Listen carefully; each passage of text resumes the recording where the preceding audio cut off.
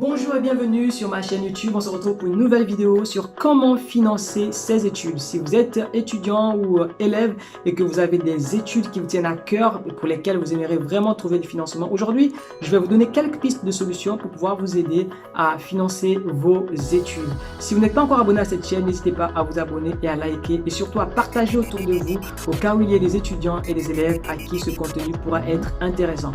C'est parti pour les premiers conseils que j'ai à vous donner. Tout d'abord, il faut savoir que faire ses études représente un coût et donc un financement.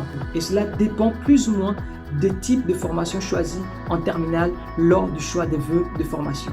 En fonction donc de tes vœux, tu as la possibilité de faire une prévision de tes dépenses en fonction des établissements que tu as choisis. Si tu as choisi un établissement qui coûte 5 000 euros, 6 000 euros, 3 000 euros, tu peux commencer à faire un état de lieu de toutes ces dépenses pour pouvoir identifier combien ça peut te coûter. Il est important de faire cela parce que ce serait vraiment dommage de te fermer les portes pour des raisons financières. Il faut savoir que tout le monde a la possibilité de poursuivre ses études supérieures. Il suffit de bien s'y prendre et s'y prendre très tôt. La première chose que j'aimerais te dire, c'est que ne renonce pas aux études que tu peux faire parce qu'il y a un problème de financement. Pour cela, j'aimerais qu'on fasse un petit tour de possibilités de financement qui existent pour t'éviter de renoncer aux études supérieures que tu as envie de faire. La bonne nouvelle, c'est qu'il y en existe plein. Il existe plein de possibilités pour pouvoir t'aider à financer tes études. Mais je ne vais pas toutes les citer, je vais t'en donner quelques-unes qui sont très connues et les plus accessibles au niveau des démarches administratives. La première piste de solution dont j'aimerais te partager ici, ce sont les bourses. Il faut savoir qu'il y a 3 fois plus de bourses critères sociaux dans le supérieur que dans le secondaire.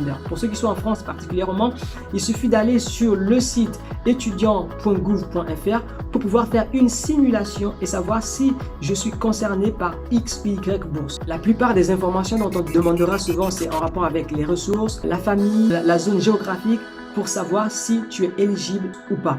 L'autre chose qu'il va falloir faire, c'est de remplir un dossier qu'on appelle le dossier social étudiant qui est disponible sur le site messervices.gouv.fr pour pouvoir bénéficier de cette bourse, du moins de ces bourses. Et c'est un dossier à faire avant de commencer les démarches de tes vœux sur Parcoursup. C'est très important que tu penses à faire ton dossier social étudiant, le DSE.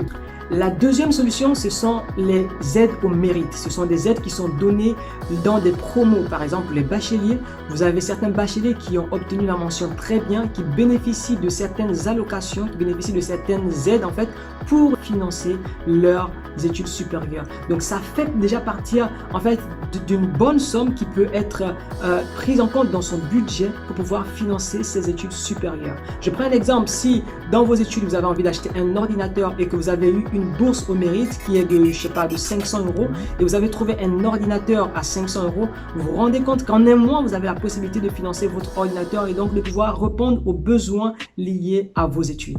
Et les bourses au mérite, ça se travaille. Voilà pourquoi dans mes précédentes vidéos, j'encourage énormément les élèves de classe de première et terminale et même les étudiants à se mettre vraiment au travail parce que les bourses de mérite, ça se travaille, ça se prépare et donc ça fait du bien quand ça tombe dans notre poche.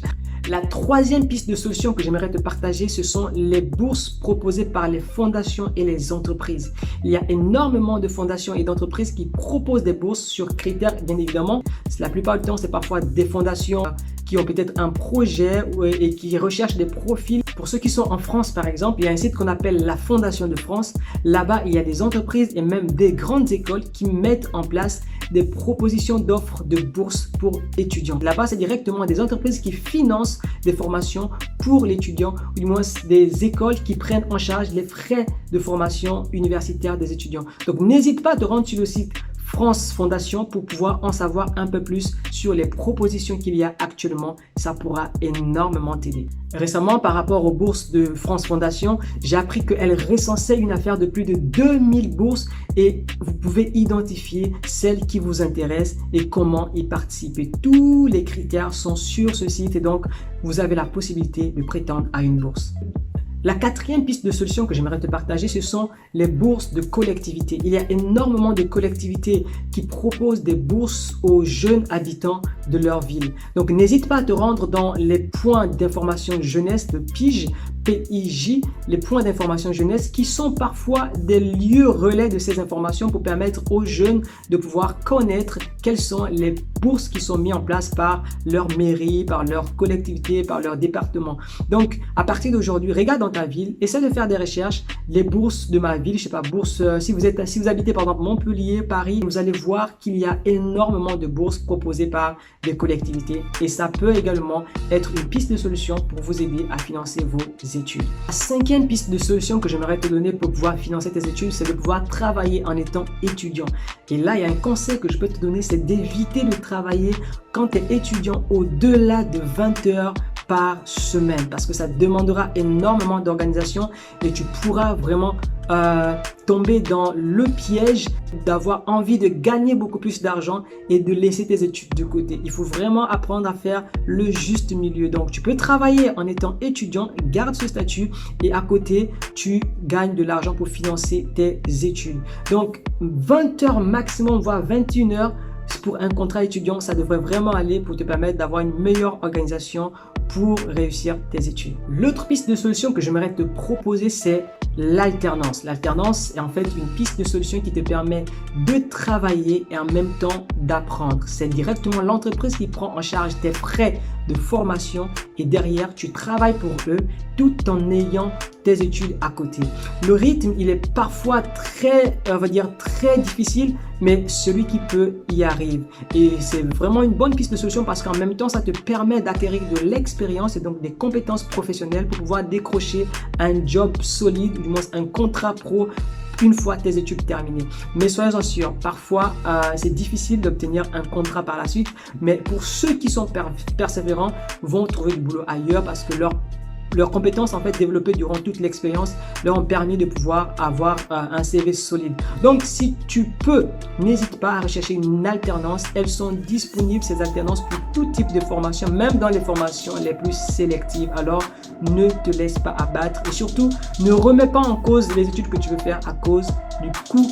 Dernière piste de solution que j'aimerais te partager et que je ne recommande vraiment pas, sauf si tu as des personnes autour de toi. La dernière piste de solution, c'est le prêt étudiant. Sache qu'il existe des prêts étudiants sans caution, sans prise en charge en termes de garantie par l'État pour toutes les personnes de moins de 28 ans et le remboursement peut se faire en différé en plusieurs fois.